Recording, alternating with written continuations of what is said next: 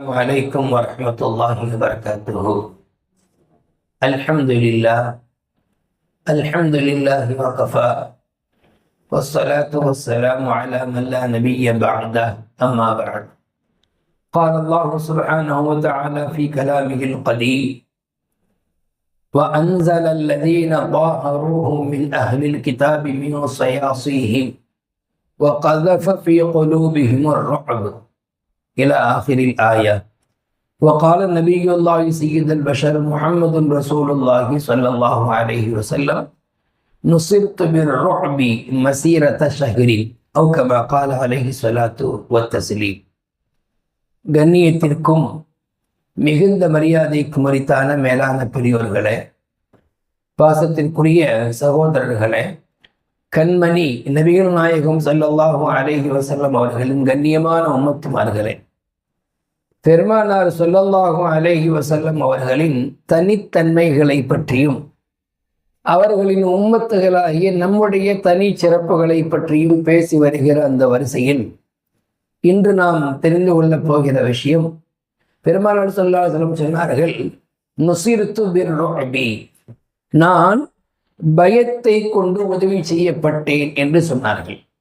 மற்ற நபிமார்களை காட்டிலும் நாயகத்திற்கான தனி சிறப்பு, மற்ற நபிமார்களை எதிரிகள் பார்க்கிற போது, போர்க்களத்திலே மற்ற ஏதேனும் சந்தர்ப்பத்திலே எதிரிகள் மற்ற நபிமார்களை பார்க்கிற போது அவர்களுடைய உள்ளத்தில் அல்லாஹ் பயங்களை போடவில்லை, ஒரு பயத்தை உண்டாக்கவில்லை. சாதாரணமாக பார்ப்பார்கள். ஏன் எதிரியாக பார்ப்பார்கள்? போர்க்களத்தில் இவர்கள் சில சமய நபிமார்களை கொன்றும் இருக்கிறார்கள். பனி இஸ்ராயலை சார்ந்த அந்த சமுதாயம், இஸ்ரவேல் சமுதாயம் இருக்குது, இவர்கள் தங்களுடைய நபிமார்களை தீர்க்கதரிசிகளை பல பேர் கொண்டிருப்பதாக குர்ஆன் சொல்லுது. வயக்துலூனல் அம்பியா பிகைரி ஹக்கின், அவர்கள் அநியாயமாக நபிமார்களை கொலை செய்தார்கள் என்று சொன்னது. ஏனென்றால் அவருடைய உள்ளத்தில் அந்த மாதிரி ஒரு பயத்தை அல்லாஹ் போடலை. நபியை பார்த்ததும் ஒரு பயம் ஏற்படுமே அது. ஆனால் நமது உயிரினும் மேலான கண்மணி நாயகம் ஸல்லல்லாஹு அலைஹி வஸல்லம் அவர்களை யார் பார்த்தாலும், எதிரிகளில் நின்றும், முஃமின்களில் நின்றும் அல்ல, எதிரிகளில் நின்றும் யார் பார்த்தாலும் பார்த்த மாத்திரத்தில் ஒரு பயம் ஒன்று உள்ளத்தில் தோன்றும். நபி ஸல்லல்லாஹு அலைஹி வஸல்லம் அவங்க ரொம்ப கருணையான குணம் உள்ளவங்க, ரொம்ப அன்பே உருவான அண்ணல் நபி. யாருக்கு அப்படின்னா மூமின்கள். மூமின்கள் நாயகத்திடத்தில் வந்து நாயகத்தை பார்க்கிற போது, பழகுகிற போது ஒரு குழந்தையாக, ஒரு சாதாரணமான ஒரு நிலையில் பழகுவார்கள், பேசுவார்கள். அதே போர்க்களத்திலே அல்லது அதுபோன்ற சந்தர்ப்பத்திலே எதிரிகளுடைய உள்ளத்தில் அல்லாஹ் பயத்தை போட்டுடுவான். அதுவும் எந்த அளவுக்குன்னு ஹதீஸ்ல வருது, மசீரத்த ஷஹரின், ஒரு மாதம் ஒருவர் பயணம் செய்தால் எவ்வளவு தொலை தூரம் போவாரோ அவ்வளவு தொலை தூர பயம். அப்படின்னா என்ன? ஒருவர் எவ்வளவு தூரத்தில் இருந்தாலும், ஷாம் தேசத்தில் இருந்தாலும் கூட அவருடைய உள்ளத்தில் அல்லாஹ் தஆலா நாயகத்தினுடைய பயத்தை போட்டுவிட்டார். அப்ப பெருமானாரின் மீது எதிரிகளுக்கு இருந்த பயமே நாயகத்திற்கும் மோமின்களுக்கும் அபயம் அளிக்கக்கூடிய ஒன்றாக மாறியது, உதவி செய்யப்படக்கூடிய ஒன்றாக மாறியது. இப்படி சொல்லிக்கிட்டு இருக்கிறா இல்லையா? இப்போ இதனுடைய ஆதாரம் என்ன பாருங்கள். ஹிஜ்ரி 5 கந்தக்கு போர் முடிந்த பிறகு, கந்தக்கு போரிலேயே கொஞ்சம் எதிரிகளுக்கு நாயகத்தின் மீது பயம் ஏற்பட்டு விட்டது. கந்தக்கு போர் முடிஞ்ச பிறகு 2 யூத கோத்திரத்தார் மதீனாவினுடைய அந்த வெளிப்புறத்திலே வசித்து வந்தார்கள். பனு குரைலா, பனு நதீர் என்கிற 2 கோத்திரம். இந்த 2 கோத்திரத்து மக்கள்கிட்டையும் நபி ஸல்லல்லாஹு அலைஹி வஸல்லம் அவர்கள் உடன்படிக்கை செய்திருந்தார்கள். மதீனாவுக்கு வந்த உடனேயே இது போல நீங்கள் எங்களுக்கு எதிராக போர் செய்யக்கூடாது, எங்களுக்கு எதிராக போர் தொடுத்து வரக்கூடிய நபர்களுக்கு நீங்கள் ஒத்துழைப்பு தரக்கூடாது அப்படின்னு உடன்படிக்கை. மற்றபடி நீங்கள் எங்கள் கூட வாங்க, நாங்கள் போருக்கு போகிற போது நீங்களும் உறுப்பினர்களாக வாங்கலாம், இது போடலை, உடன்படிக்கை போடலை. போட்ட உடன்படிக்கை என்னென்னா, எங்களுக்கு எதிராக நீங்கள் போர் தொடுக்கக்கூடாது, போர் தொடுத்து வரக்கூடிய நபர்களோடு நீங்கள் சேரக்கூடாது அப்படின்னு போடப்பட்ட ஒப்பந்தம். அந்த ஒப்பந்தத்தை அந்த ஹிஜ்ரி 5 வாக்கில் அவங்க முறிச்சிட்டு என்ன செஞ்சாங்க அப்படின்னா, காஃபிர்களோடு, மக்கத்து முஷ்ரிக்கீன்களோடு கைகோர்த்து தான் அந்த கந்தக்கு போருக்கே வந்தாங்க. கந்தக்கு போரினுடைய அந்த அகழ் போருடைய தொடக்கமே என்னன்னா, இங்கிருந்து யூதர்கள் புறப்பட்டு போய் மக்காவிலே அவர்களை கிளப்பி அவர்களை தூண்டி அங்கிருந்து புறப்பட்டு தான் வந்தாங்க. அதனால நாயம் ஸல்லல்லாஹு அலைஹி வஸல்லம் அவங்களுக்கு அந்த பனு குறைலா பனு நலீர் கோத்திரத்தாரின் மீது கடுமையான கோபம் இருந்துச்சு. அதனால அந்த அகல் போர் முடிந்ததும் நபி ஸல்லல்லாஹு அலைஹி வஸல்லம் என்ன செஞ்சாங்க அப்படின்னா, சஹாபாக்கள் எல்லாம் எல்லோரும் புறப்படுங்கள், நம்ம என்ன செய்ய போறோம், பனு குறைலாவுடைய அந்த கோத்திரத்தாரோடு போர் செய்ய போகிறேன். ஒரு லுஹருக்கு பிறகுதான் அந்த போர் முடித்து வந்தாங்க. இந்த போர் அகல் போர் முடித்து வந்தாங்க.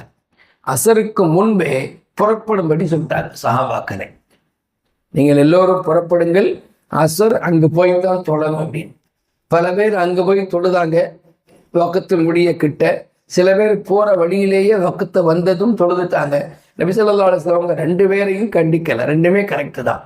வக்கத்தை வந்ததும் தொழுவதும் சிறப்பு, அங்கே போய் வக்து முடியும் முன்பு தொழுததும் சரிதான் என்று நபி ஸல்லல்லாஹு அலைஹி வஸல்லம் அவங்களுக்கு ஆமோதித்தாங்க.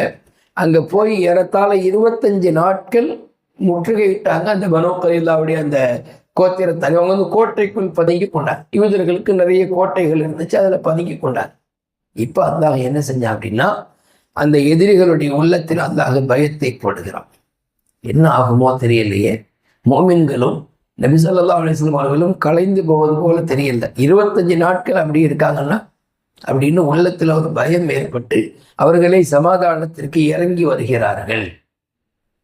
அவர்களை நாயகத்திடத்தில் சமாதானம் செய்வதற்காக வேண்டி வெள்ளை கொடியை எடுத்துக்கொண்டு இறங்கி வருகிறார்கள். இந்த இறங்கி வந்ததனுடைய பின்னணியில குர்ஆன் சொல்லுகிறது,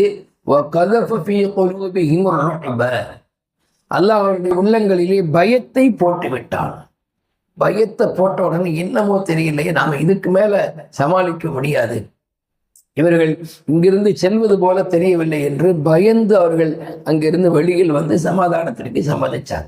இந்த வரலாற்றை நமக்கு குறிப்பிட்டு விட்டு முஹத்திஸீன்கள், வரலாற்று ஆசிரியர்கள் குறிப்பிடுகிறார்கள், அல்லாஹு தஆலா யதார்த்தமாகவே நாயகத்தினுடைய பயத்தை எதிரிகளின் உள்ளத்தில் போட்டிருந்தால் இன்னொரு விளக்கமும் பார்க்க முடிந்தது. என்னன்னா, நல்ல உறுதியான ஈமான் கொண்ட மக்கள் இருக்காங்க இல்லையா, உம்மத்து, அவர்களின் மீதும் அல்லாஹு தஆலா எதிரிகளுக்கு பயத்தை போட்டிருந்தான். அல்லாஹு அக்பர். அதாவது சஹாபாக்கள் இந்த உம்மத்தினுடைய ரொம்ப ஒரு வலுவான ஈமானுக்கு சொந்தக்காரங்க.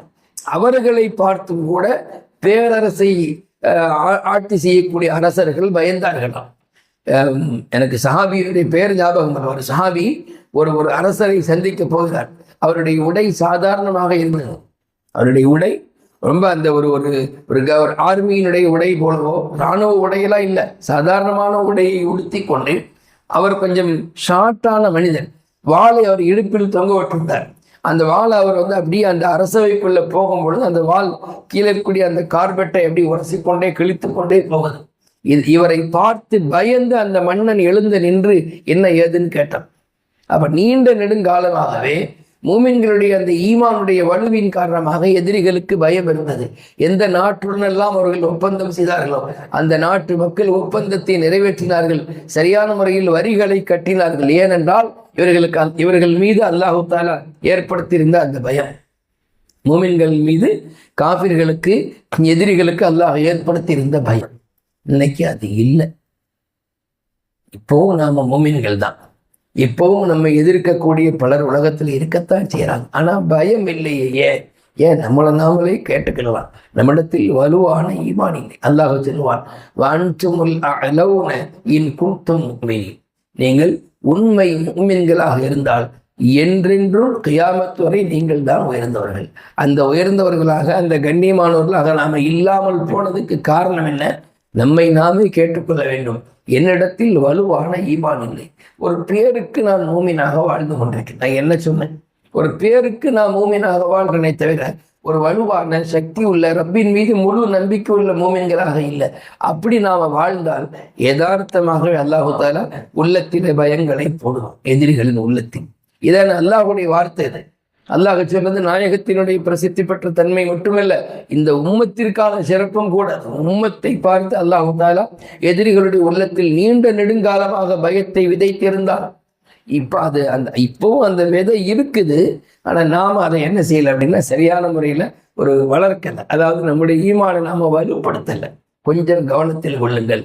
இதுவெல்லாம் எதற்காக என்று சொன்னால், நாம உண்மையான மூமின்களாக முடிந்தவரை ரப்புக்கு பயப்படக்கூடிய மூமின்களாக வாழ்ந்தால் உலகமே நம்மை பார்த்து பயப்படும். ஒரு ஹதீஸ் ஒன்று சொல்லி முடிச்சுக்கிறேன். மன் ஹாஃப் அல்லாஹ் ஹாஃபலஹு குல்லு ஷை அவ கமா கால ஸல்லல்லாஹு.